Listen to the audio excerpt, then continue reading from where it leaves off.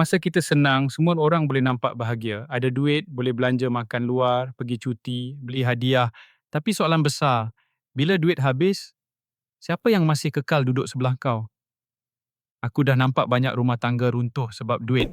Masa suami jatuh kerja, bisnes lingkup, sakit berbulan, ada isteri yang mula renggang, ada yang lari. Tapi ada juga isteri sejati. Dia sanggup makan nasi dengan telur, tetap senyum, tetap doa untuk suami. Macam mana nak kenal isteri macam ni? Ada tanda-tanda dia.